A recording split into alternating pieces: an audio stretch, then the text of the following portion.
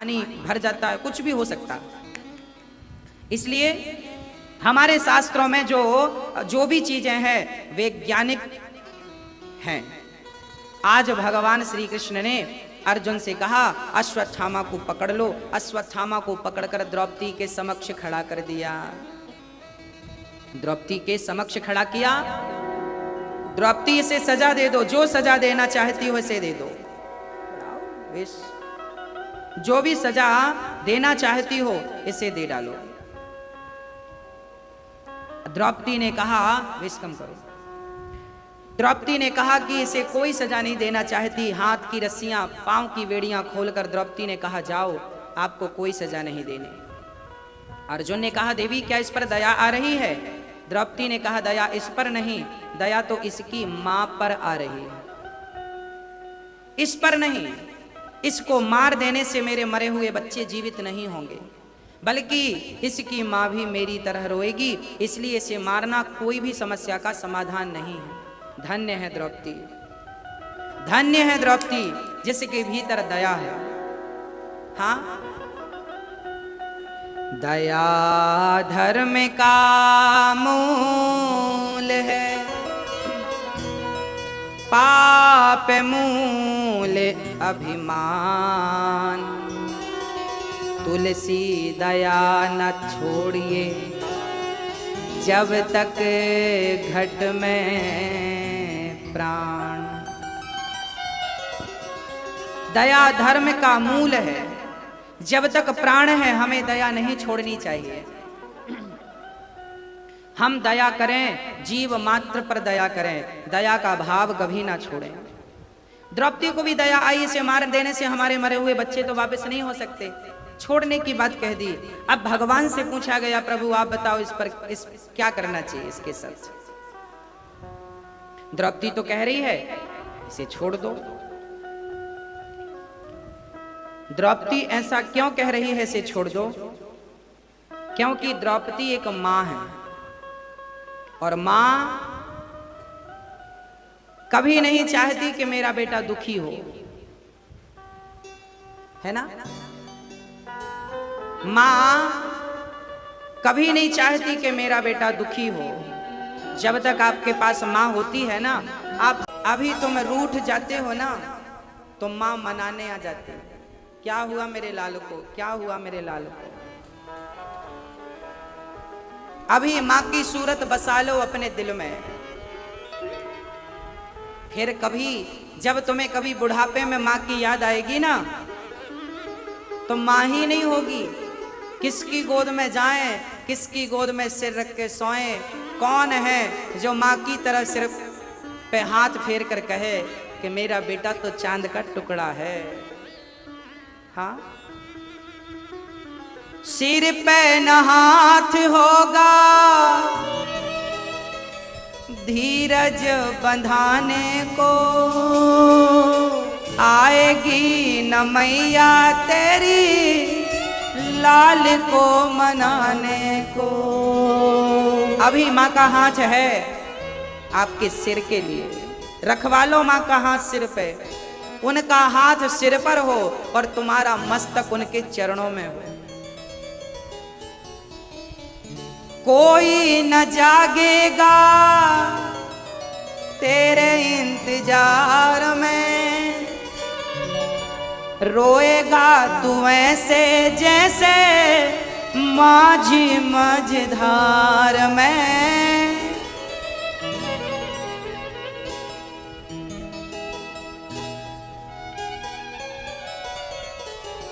इसलिए माता पिता की अपने मूरत निहार के। माँ का कोई विकल्प नहीं है। आज के बच्चों को ना जाने क्या हो गया है।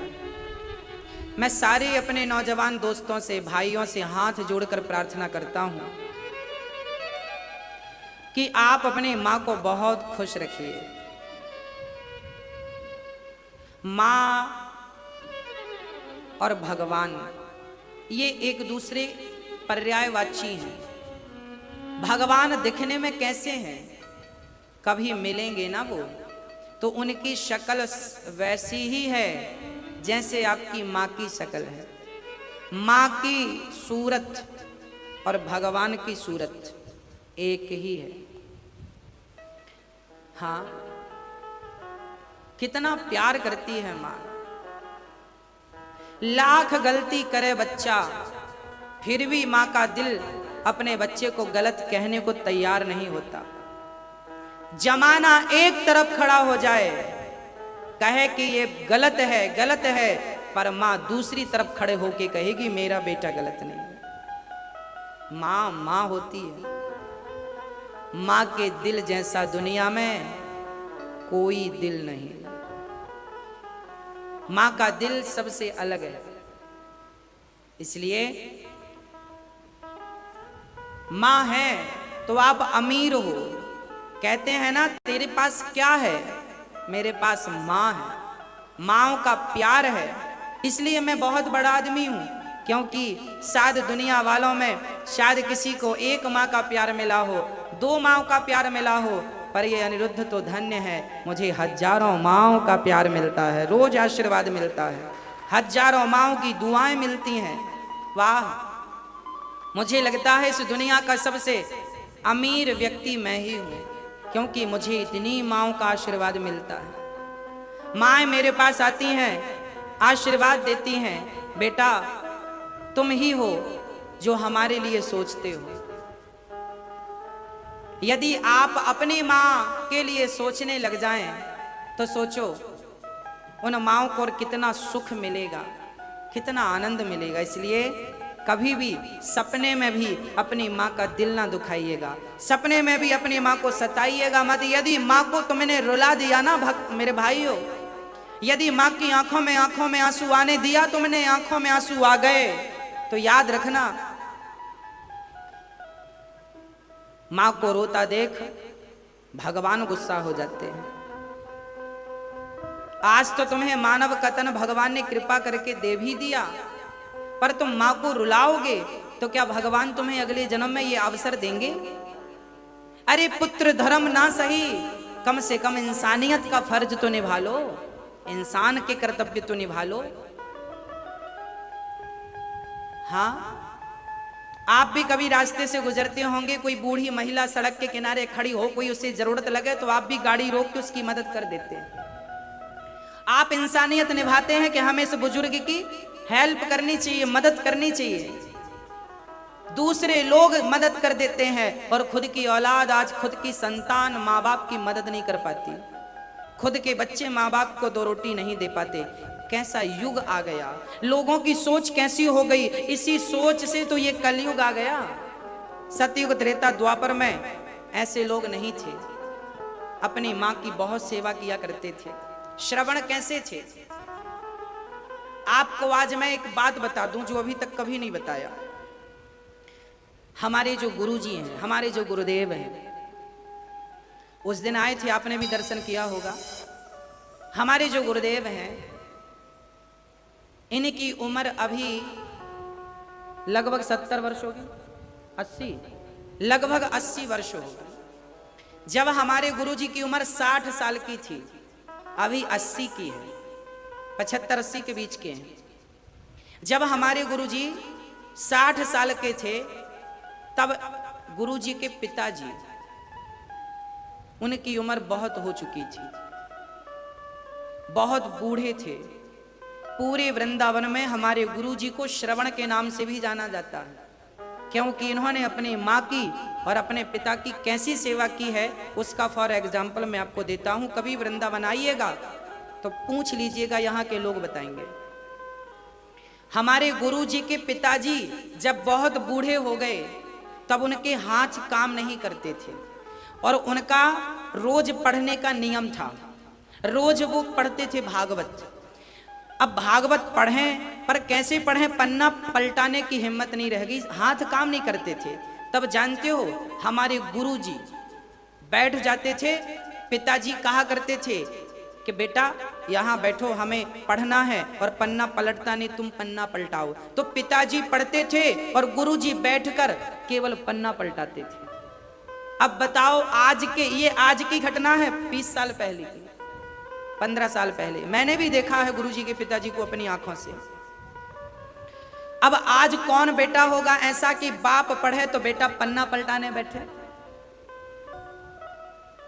कौन ऐसा बेटा है? और गुरुजी के पिताजी का नियम बड़ा कठिन था।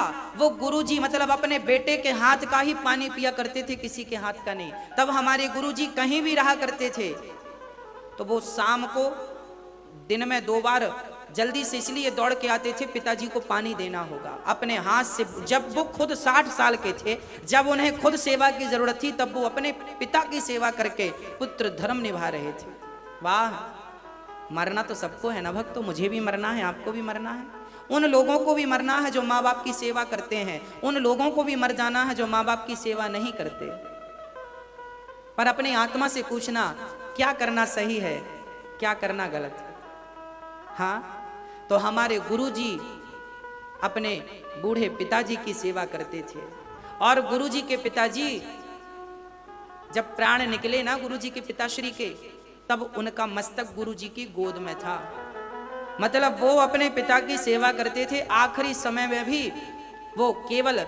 और वो क्या करते थे हमारे गुरुजी, जब पिता के आखिरी समय आ गया ना, तो आप और हम लोग क्या करते हैं, सबको फोन लगा लगा के बुला लेते, आओ आओ, फलाने नहीं है, फलाने नहीं है।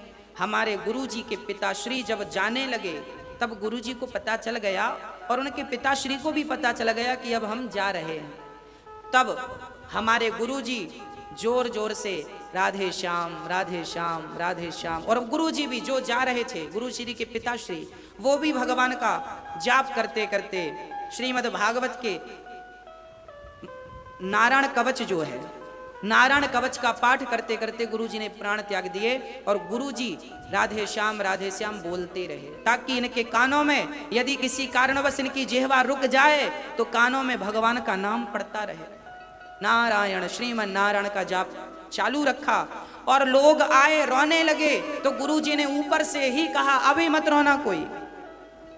यदि कोई रोया और रोने के सुर कान पर गए और कहीं मरने वाले की बुद्धि आप लोगों पे लग गई, मन लग गया, तो बिगड़ जाएगा। ना ना ना, चुप, साइलेंट, चुप रहो। किसी को गुरुजी ने रोने नहीं दिया, किसी को नहीं। रोने की क्या बात है, क्यों रोना है? जिस लिए आए थे वो सफल हो गया, क्योंकि जाते जाते भगवान को याद करके जो जाता है वो तो भगवान के घर से आया, भगवान के घर चला गया। यही तो मरने की सार्थकता है, यही तो मरना है। अरे मरना सबको है, पर कोई कुत्ते की मौत मर जाता है, कोई ऐसी मृत्यु को प्राप्त करता है। इतना तो करना स्वामी, जब प्राण तन से निकले, गोविंद नाम लेकर मेरे प्राण तन से निकले। आना जरूर आना, कहीं श्याम भूल जाना, ना श्याम भूल जाना, मुरली मधुर बजाना, जब प्राण तन से निकले। श्री गंगा जी का तट हो, यमुना का बंसी वट हो, मेरा सांवरा निकट हो, जब प्राण तन से निकले। तो हमारे गुरुदेव ने हमें यही संस्कार दिए हैं कि बेटा तुम्हें भी सेवा करनी है, सेवा करो। हमारे गुरुजी अपने माँ बाप की सेवा करते हैं, तो ये दास भी अपनी माँओं की सेवा करने का संकल्प लिए। जैसा गुरु, जिस मार्ग पर गुरु रहेगा उसी मार्ग पर तो चेला आगे बढ़ेगा। तो मेरे गुरुदेव का मेरे ऊपर प्रबल आशीर्वाद है और उनका कथन यही है कि सेवा ही है धर्म हमारा। तुम कुछ ना करो, ना तुम्हें मंदिर जाना, ना तुम्हें पूजा करना, ना तुम्हें पाठ करना, बस आखिरी सांस तक तुम समाज की सेवा में लगे रहना, यही तुम्हारा परम धर्म है। यही करते करते चले जाना, बस सेवा सेवा, बस। इसी भीड़ में बिहारी जी का दर्शन करना, सब में बिहारी जी का दर्शन करना। तो मैं आप सभी पुत्रों से हाथ जोड़ के प्रार्थना करता हूं, अपने माँ बाप की सेवा करिएगा। मत भूल जाइएगा कि यदि आज आपने माँ बाप के साथ कुछ गलत किया तो भगवान देखने वाले हैं, वो आपके साथ क्या करेंगे आपको पता है ना। भगवान के घर देर हो सकती है, अंधेर नहीं हो सकती। तो हमारे गुरुदेव का इतिहास आप पूछ लीजिएगा, उन्हें श्रवण भी कहा जाता। इस कलयुग का, इस वृंदावन का श्रवण भी गुरुदेव को कहा जाता। ऐसी पितृ भक्ति, ऐसी मातृ भक्ति भला कहाँ होगी। हाँ, ऐसे ही पुत्र भगवान सबको दें। हाँ, ऐसे संस्कार आप अपने बच्चों को दें और बच्चों को भी खूब सेवा का भाव सिखाएं। माँ बाप की भी थोड़ी सी गलती होती है, बच्चों को सेवा में लगाते नहीं हैं। जब सेवा में लगाते नहीं हैं तो सेवा करने की आदत नहीं पड़ती। इसलिए आपका भी कर्तव्य है कि आप अपने बच्चों से कहें चलो वृंदावन, अन्य क्षेत्र बट रहा है, बच्चों के हाथ से बंटवाएं, उन्हें भी देने का भाव जागे, वो भी इन दीन दुखी लोगों को देखें, पहचाने कि देखो रोटी की क्या कीमत है। हाँ, रोटी की क्या कीमत है, भक्ति क्या है, ये भी वृंदावन में पता चलेगा, और रोटी की कीमत क्या है ये अन्य क्षेत्र में आप देख पाएंगे अपने नेत्रों से। इसीलिए अपने बच्चों के हाथ से जरूर दान पुण्य कराया करो, बच्चों के हाथ से जरूर सेवा कराया करो, आए हुए अतिथि के पांव दबाया करो बच्चों से, आदत बनेगी पांव दबाने की। पांव दबाना जानते हो आप लोग? लोगों को पांव दबाना नहीं आता, पांव दबाने बैठते हैं तो पांव के रोमे उखाड़ देते हैं, ऐसे पांव नहीं दबाया जाता। हमने अपने गुरुदेव की सेवा की है, हमारा नियम था। जब हम पढ़ते थे ना, तब हमारे गुरुदेव हमें जब पढ़ाते थे तो हम रात्रि का भोजन करके रोज गुरुजी के पास जाते थे और रात्रि 9 बजे से लेके 11 बजे रात तक पांव दबाते थे। कब तक पांव दबाते थे? जब तक गुरुजी ये ना कह दें कि बेटा बस करो। जब गुरुजी अपने मुंह से मना करते थे तब हम उठते थे। हम ललित आश्रम, यहीं पास में आश्रम है हमारे, जिस आश्रम में हम रहे, परम पूज्य श्री प्रातः स्मरणीय श्री दीनदयालु जी महाराज, उनके पावन चरणों में उस आश्रम में हम रहे। और वहाँ हमारे एक गुरुजी और थे जो हमें पढ़ाया करते थे भागवत। हाँ, हम उनके पांव दबाया करते थे। उनका नाम था श्री राम मिलन गुरुजी। उनके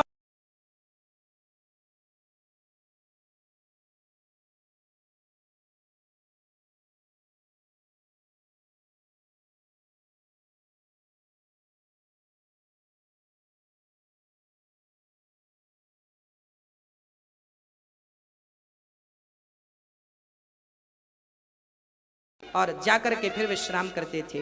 कहते हैं विद्या पढ़ने से नहीं भक्तों, श्रद्धावान लभते ज्ञानम। जब आपको गुरुजनों के चरणों में श्रद्धा होगी तो विद्या भाग कर आपके पास आ जाएगी, दौड़ करके आपके पास आ जाएगी। आपको केवल श्रद्धा बनाने की देर है। धन का सदुपयोग करिए तो सही। पैसों के लिए जो लोग रो रहे हैं साहब, पैसे का सदुपयोग करने का संकल्प तो लीजिए, दान करने का मन तो बनाइए।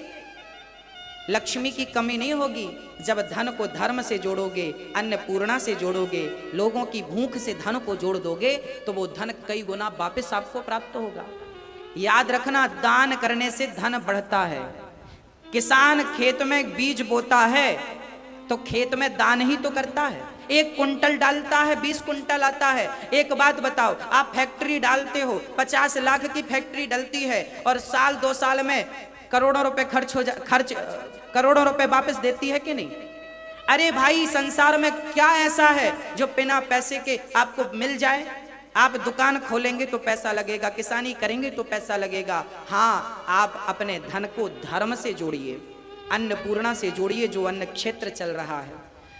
मुझे विश्वास है कि जब धन का मैं सदुपयोग करता हूं तो धन बढ़ करके ही प्राप्त होता है। दानम दुर्गति नाशनम। हाँ, परहित बस जिनके मन माही, रामचरितमानस में गोस्वामी जी कहते हैं जिनके भीतर परोपकार की भावना है, परहित जिनके भीतर है, उनके पर कुछ सजा कौन सी दे। तब कहा कि ब्रह्म बंधुर्न हंतव्य आतताई बधार्हण मयैवो भयमां नातं परिपायनुशासनम्।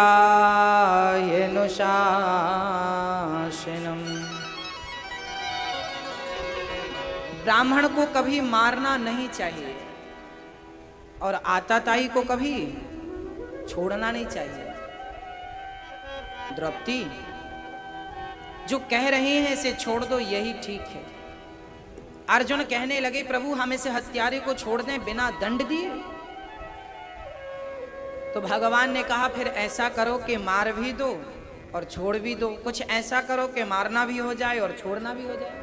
तब अश्वत्थामा के सिर की मणि निकालकर नगर से धक्का देकर निकाल दिया गया।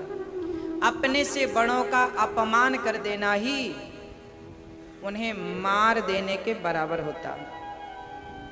इसलिए अपने से बड़ों का अनादर ना हो, इसका ख्याल रखो। प्रिय भक्तों, श्री भगवान के सामने एक दिन उत्तरा दौड़ी दौड़ी आ गई। उत्तरा के गर्भ को नष्ट करने के लिए अश्वत्थामा ने ब्रह्मास्त्र चला दिया। ब्रह्मास्त्र देखकर उत्तरा डर गई और दौड़ करके गोविंद के श्री चरणों में पाहि पाहि महायोगिन देव देव जगतपते नान्यं त्वद्भयं पश्ये यत्र मृत्यु परस्परम्। पाहि पाहि महा, हे गोविंद मेरा दुख दूर करो। भगवान बोले उत्तरा क्या हुआ? ये उत्तरा कौन? ये अभिमन्यु की पत्नी थी। महाभारत में इनके पति अभिमन्यु मारे गए। उत्तरा को मारने, उत्तरा के गर्भ को नष्ट करने अश्वत्थामा ने ब्रह्मास्त्र चला दिया। जिस बच्चे ने अभी जन्म नहीं लिया उसके इतने बड़े बड़े दुश्मन हो गए। अश्वत्थामा के चलाए बाण पर भगवान ने सुदर्शन के माध्यम से उत्तरा के गर्भ में जाकर के उस नन्हे से शिशु की रक्षा करते हैं। भगवान कभी गर्भ में नहीं जाते भक्तों, सदा प्रकट होते हैं। भय प्रकट कृपाला दीन दयाला। पर आज भगवान चाहे कौशल्या के गर्भ में गए हों या ना गए हों, चाहे देवी की माँ के गर्भ में गए हों या ना गए हों, पर आज भक्त की रक्षा करने के लिए भगवान उत्तरा के गर्भ में जरूर गए हैं। जहाँ जरूरत पड़ती है भगवान भक्त के लिए, चाहे वो नरक का द्वार क्यों ना हो, भगवान वहां भी जाने को तैयार है भक्त की रक्षा के लिए। उत्तरा के गर्भ की रक्षा की।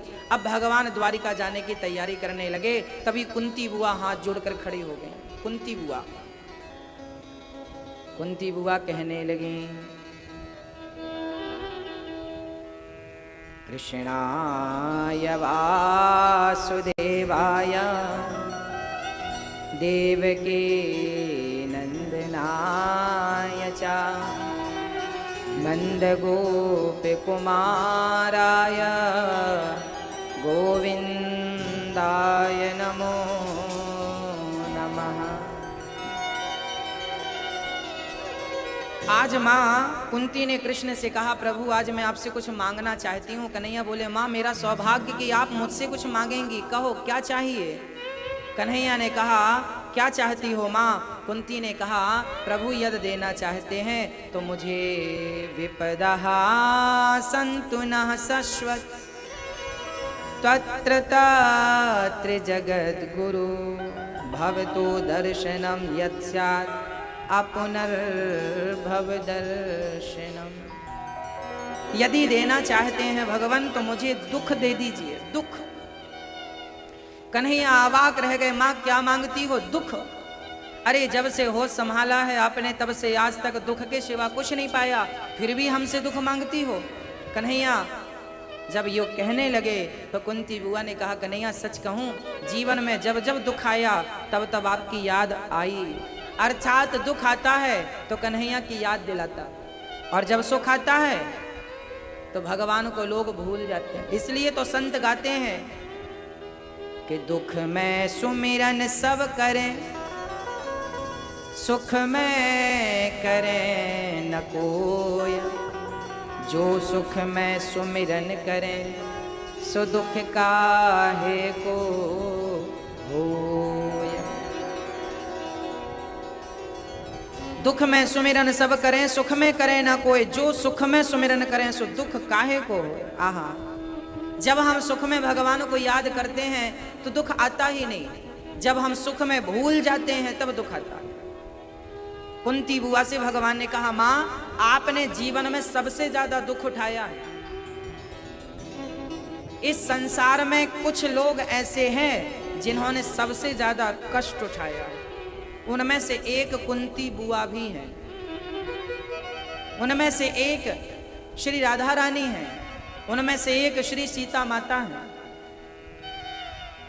जिनमें की श्री कुंती माँ कुंती बुआ जब शादी हुई शादी के कुछ दिनों बाद ही पति को श्राप लग गया कि तुम अपनी स्त्री का स्पर्श करोगे तो मर जाओगे।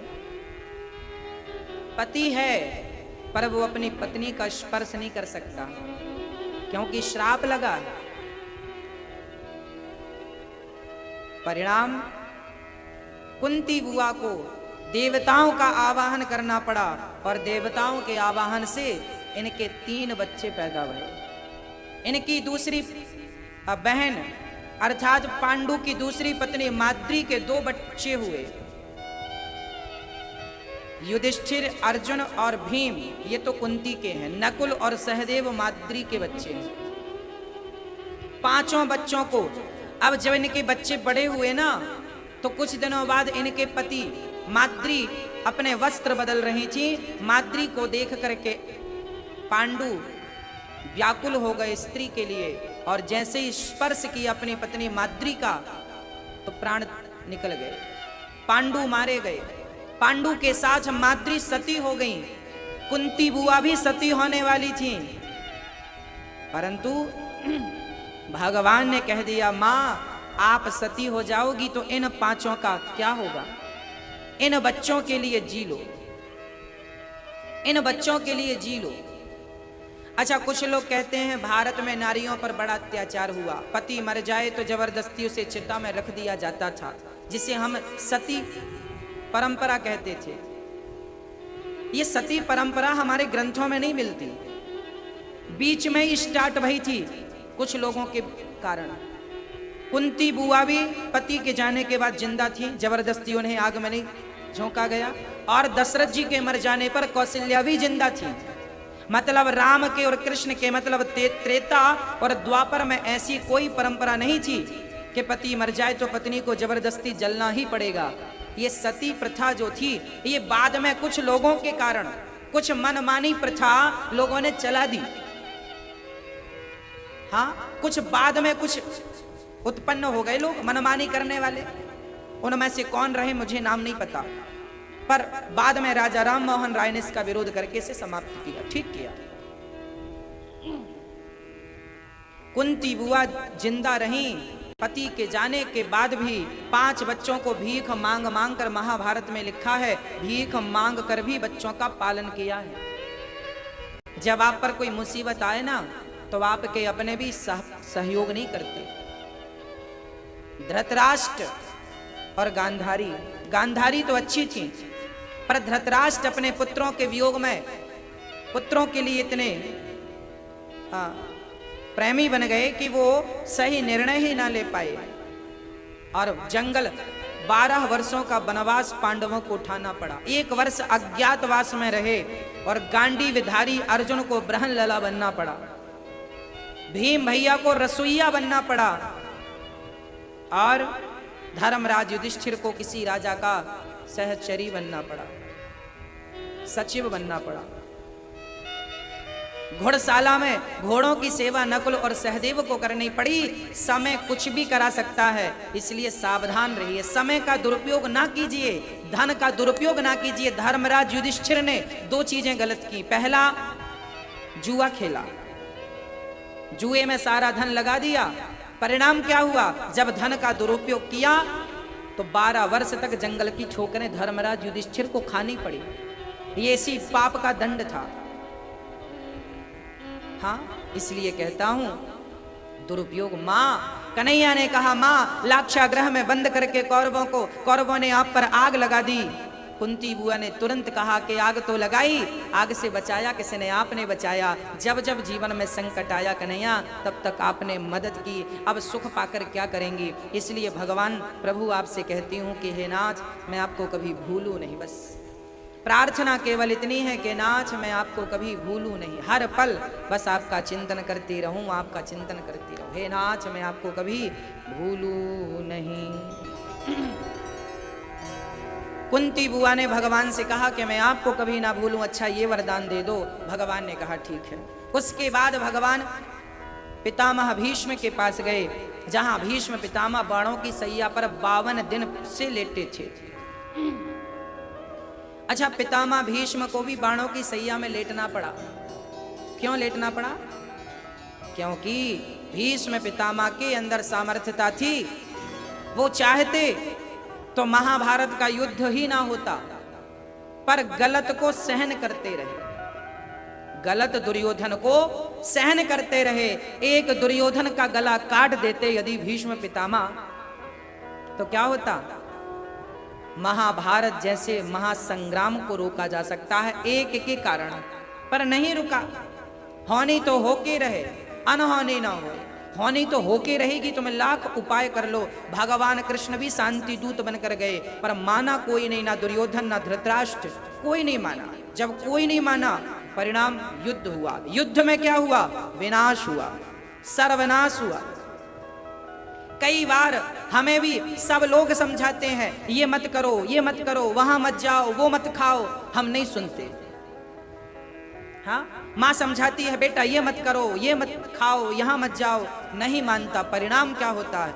याद रखना, अपने जीवन में आप जा रहे हैं, आज आपका प्लान बना कि हमें अमेरिका जाना है, तभी आपने कहा कि हमें अमेरिका जाना है, तभी किसी ने कहा मत जाओ, फिर दूसरे ने भी कह दिया। जब आपको 5 लोग मना कर दें एक काम को करने में, तो उस काम को कभी मत करिएगा। हाँ, बोलिए सद्गुरुदेव भगवान की जय। जय जय श्री राधे। हमारे बीच में परम वंदनीय, परम पूजनीय संत श्रोमणी श्री, आप बड़े हैं, पूजनीय हैं, भला ये दास आपका नाम लेकर आपको कैसे पुकारे? हाँ, एक बार सुंदर करतल ध्वनि के साथ आपका स्वागत करेंगे। बोलिए वृंदावन बिहारी लाल की जय। परम वंदनीय, परम पूजनीय, प्रातः स्मरणीय, आप लोग टीवी के माध्यम से आप श्रवण करते हैं सद्गुरुदेव भगवान को, और हम तो इनके पुत्र हैं, इनके चरणों की धूल हैं। ऐसे दिव्य महापुरुषों का भला मैं अपनी वाणी से नाम कैसे लूं? हम सबसे छोटे हैं और बड़ों का नाम कैसे लें? इसलिए मैं नाम लेने की सामर्थ्यता भी नहीं रखता। आप तो केवल दर्शन करें, क्योंकि आप सब जानते हैं, हाँ, सूर्य जो सूर्य होता है वो परिचय का मोहताज नहीं होता। ऐसे संत श्रोमणी, संत भगवान, आपके श्री चरणों में दास का कोटि कोटि नमन। आप श्रीधाम वृंदावन में बहुत बड़ी गौशाला हम गए थे दर्शन करने। बहुत सारी गौ माताएं हैं और बहुत दिव्य गौशाला का संचालन आप श्री करते हैं, और बड़ी श्रद्धा से गायों की पूजा करते हैं, गायों की सेवा करते हैं। हाँ, ऐसे गौ भक्त, ऐसे विप्र भक्त हमारे मध्य में संत श्रोमणी पावन हो गए हम, कि ऐसे महान विभूतियों की हमें, हाँ, ऐसे महान विभूतियों के दर्शन करने का और इनके श्री चरणों में बैठने का लाभ प्राप्त हो रहा है। हाँ, अब मैं क्या कहूँ, अब 2 सुंदर से शब्द आपके श्रीमुख से हम सभी को पावन करने के लिए आपकी वाणी हो, और हम सभी इस वाणी को सुनकर धन्य हो। ऐसे परम पूजनीय, हाँ, आइए आपके श्रीमुख से आपके पावन, ठीक है, बोलिए भक्त वत्सल भगवान की जय। आप कह रहे हैं कि 10 मिनट कथा सुन ले, ठीक है, कथा सुन लेते हैं। जब भगवान श्री कृष्ण भीष्म पितामह के पास गए, तब भीष्म पितामह अपने सजल नेत्रों से भगवान श्री कृष्ण की ओर देख रहे थे। जब भगवान पांडवों को लेकर, कुंती और द्रौपदी माँ को लेकर जब पहुंचे, पितामह भीष्म की आंखें छलक आईं। कन्हैया, मुझे पता था आप जरूर आएंगे, मुझे पता था आप जरूर आएंगे। भगवान श्री कृष्ण को देखकर पितामह कहने लगे, कन्हैया आपने मेरी प्रतिज्ञा के लिए अपनी प्रतिज्ञा तोड़ दी, मुझे पता है वो वक्त। महाभारत के युद्ध में भीष्म पितामह ने प्रतिज्ञा ली, कृष्ण ने प्रतिज्ञा ली मैं अस्त्र शस्त्र नहीं उठाऊंगा, जबकि पितामह भीष्म ने प्रतिज्ञा ली कि प्रभु मैं अस्त्र शस्त्र उठवा कर ही रहूंगा आपसे। अब यहाँ एक प्रतिज्ञा भक्त की है और एक प्रतिज्ञा भगवान की है। अब देखना यह है प्रतिज्ञा किसकी रहती है और किसकी टूटती है। तब क्या हुआ, महाभारत के युद्ध में भीष्म पितामह ने बाणों की बौछार शुरू कर दी अर्जुन पर। अच्छा, अर्जुन को मारने का कोई विचार नहीं था, पर पितामह पर आरोप लगने लगा पक्षपात का। एक दिन दुर्योधन आया, कहा पितामह आप बहुत बड़े पक्षपाती हैं, इतने बड़े धुरंधर होकर के आप युद्ध में पक्षपात करते हैं। भीष्म पितामह ने कहा क्या आरोप लगाते हो दुर्योधन।